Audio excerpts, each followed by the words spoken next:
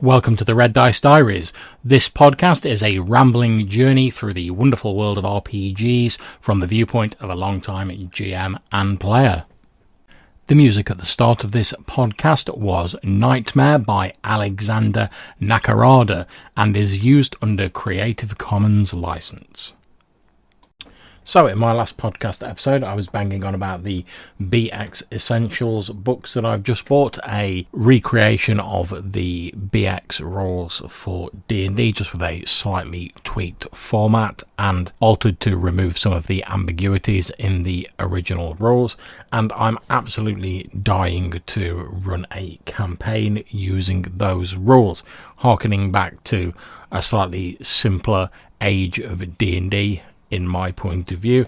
But as ever, I'm looking to put a little bit of a twist on at least the background of the campaign world I'll be using for that, although I do plan to stick to the BX Essentials rules.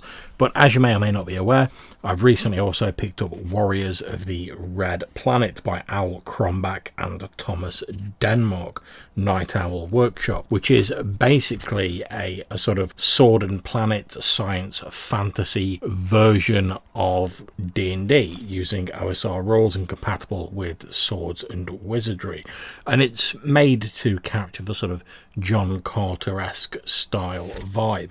And I quite like the idea of bringing some elements of this game into a BX Essentials campaign. Now, I wouldn't want it to affect the rules too much, since I'd want people to be able to pick up the BX Essential rules or read the basic D&D rules and know what they were getting.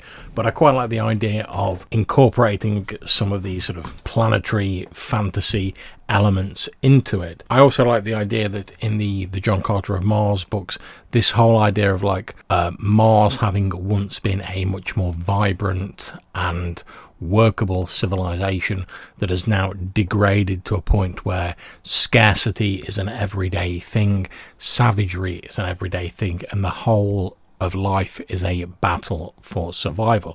I think that works very well with the D&D concept. You only need to look at Dark Sun, for instance, one of the older sort of campaigns for AD&D, to see how well scarcity and the battle for survival can work within D&D.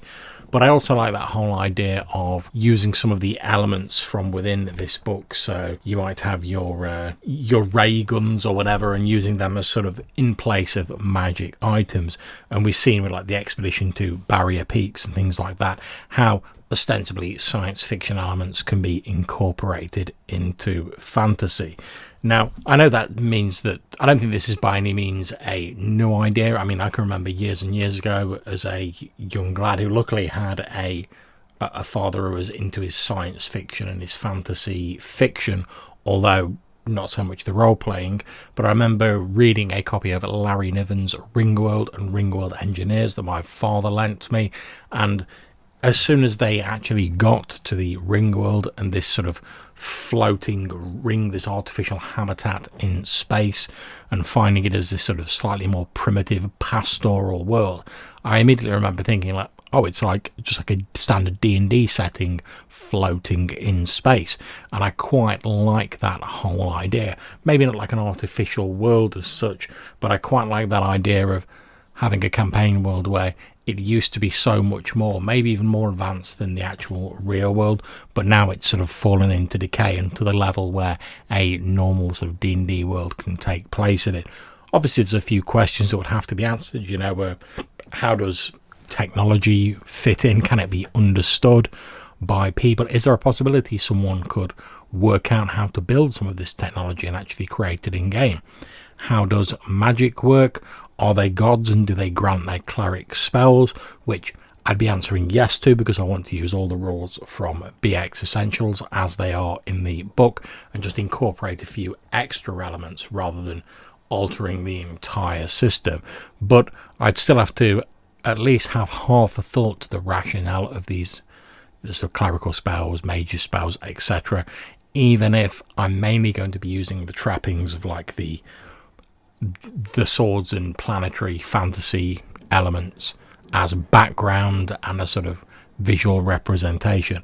I'd still have to have half an ear to, if the players start researching these ancient vaults, tombs, etc., how I'm going to represent them consistently. So I thought I'd just put this out there as an idea that I'm working on at the minute, because I really do want to run a BX Essentials campaign, but I want to do something a little bit different. And I know it's not new because there's no new ideas under the sun, but something a little bit different to the standard, even if it's just with the background and with a few of the elements. So I thought I'd throw it out there to people who are listening to the podcast.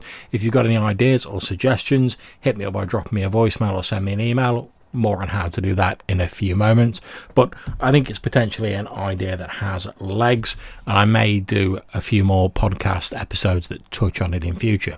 So if you've got any ideas, holler at me and let me know what you think. So that's it for this episode. If you have any questions or suggestions for things you'd like to see in the podcast in future, please either email them to reddicediaries@gmail.com or drop me a voicemail at Anchor. Until I see you next time, wherever you're playing, take care and enjoy yourselves.